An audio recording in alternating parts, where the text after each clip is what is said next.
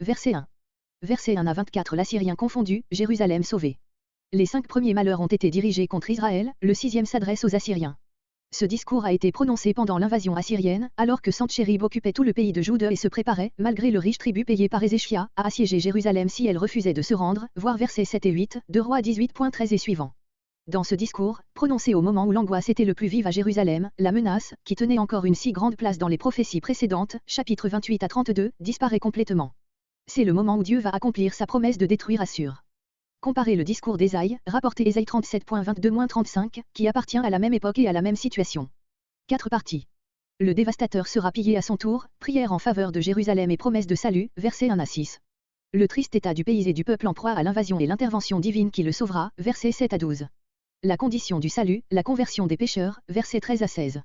Le fruit du jugement, la parfaite sécurité de Sion et le règne de l'Éternel au milieu de son peuple, versets 17 à 24. Verset 1 Ainsi le dévastateur sera dévasté, prière et promesse de salut. Dévastateur, les Assyriens, ils sont déjà dans le pays. Qui n'a pas été dévasté, ils n'ont jamais subi le sort qu'ils ont infligé à tant de peuples et sans visage comme invincibles, Ésaïe 10.7-11. Perfide. Ce mot renferme la double idée de ruse et de violence. Voir, pour l'application de ce terme aux Assyriens, la note verset 8. Comparez Ésaïe 21.2. Que tu auras fini, achevé, c'est-à-dire atteint la limite assignée par Jéhovah à tes victoires, Ésaïe 10.12. Verset 2. Comparez Ésaïe 8.17, Ésaïe 26.16 et la prière d'Ézéchia, Ésaïe 37.15-20. Nous, les changements de personnes sont extrêmement fréquents dans ce discours. Leurs bras se rapportent au peuple, la force qui les protège. Chaque matin, car chaque jour se renouvellent les attaques de l'ennemi. Verset 3. À la prière de la foi succède l'assurance de l'exaucement.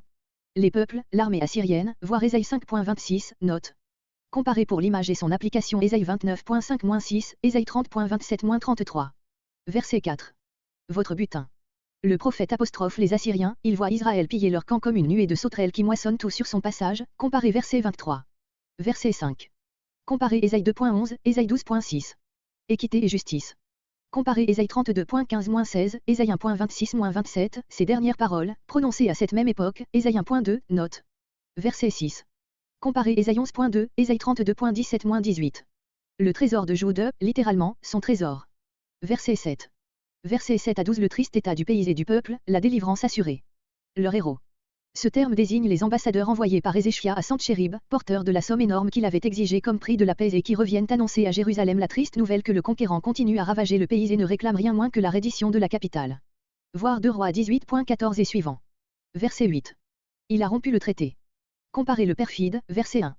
La conduite de Sentchérib était contraire à toute foi, puisqu'après avoir obtenu la rançon demandée, il formulait de nouvelles exigences. Mépriser les villes, continuer à les attaquer, au lieu de les respecter, voyez Ésaïe 36.1, 2 Rois 18.13. Verset 9. Description poétique de la dévastation du pays. Le prophète mentionne les parties du pays connues pour leur belle végétation.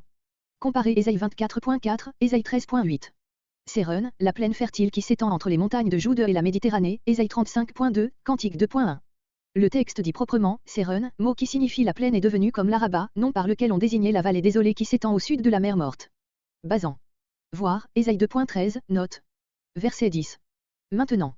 La mesure est comble, l'Éternel a assez attendu, le triste retour des députés est le signal de la délivrance. Comparez verset 3, Ésaïe 18.4-5. Vous, s'adresse aux Assyriens. Concevrez, enfanterez, image qui signifie, vos plans contre Jérusalem avorteront misérablement. Ils tourneront même à votre ruine. Votre souffle, votre fureur contre Juda. Et le feu. C'est précisément cette rage qui fera lever Dieu contre vous et causera votre perte. Comparez Ésaïe 1.31. Verset 12. Double image d'une destruction complète et rapide. Voir Ésaïe 30.33, Ésaïe 31.9, Ésaïe 10.17. Les peuples, voyez verset 3. Des brasiers à chaud. Cette image indique l'intensité du feu qui consumera les Assyriens, ce sera un feu à dissoudre même les pierres. Des épines.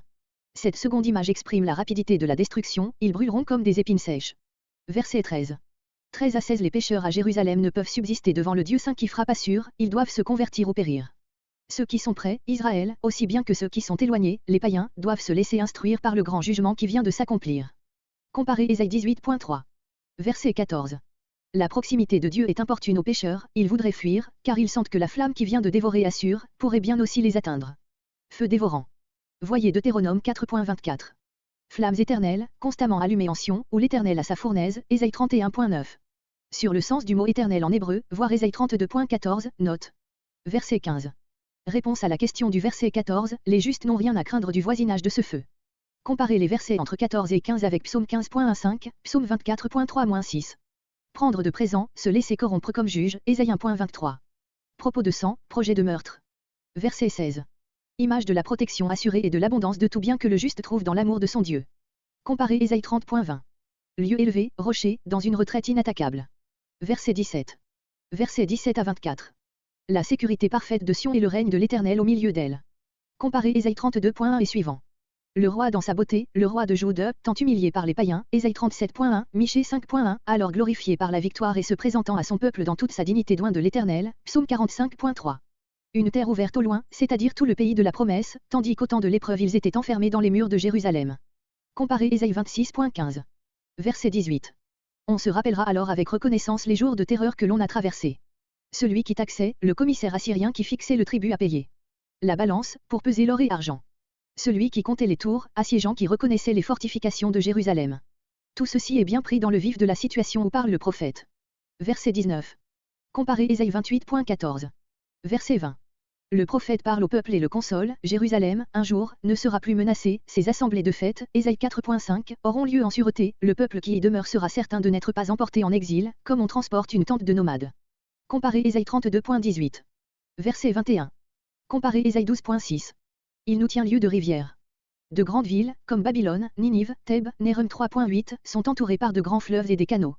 Jérusalem n'a rien de pareil pour la défendre. Mais Jéhovah l'entourera comme un fleuve protecteur et la mettra à l'abri de toute attaque.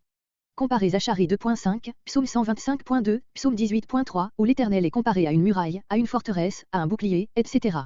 Verset 22. Comparez Ésaïe 2.4, Ésaïe 11.2-5, Ésaïe 24.23. Les trois pouvoirs de l'État sont exercés par l'Éternel lui-même au milieu de son peuple, celui-ci trouve tout pleinement en son Dieu. Verset 23. Le prophète revient à l'idée par laquelle il a commencé son discours. Il s'adresse à l'ennemi, Assur, et le compare à un vaisseau qui aurait l'audace de s'avancer contre Jérusalem, verset 21, mais les cordages ne sont pas solidement tendus, il échouera donc dans son entreprise et deviendra la proie des Israélites, qui en feront un grand butin, voir verset 4. Verset 24. La maladie, comme punition du péché, ne frappera pas les habitants de Jérusalem, car leur iniquité sera pardonnée, Ésaïe 27.9, tous auront donc leur part du triomphe.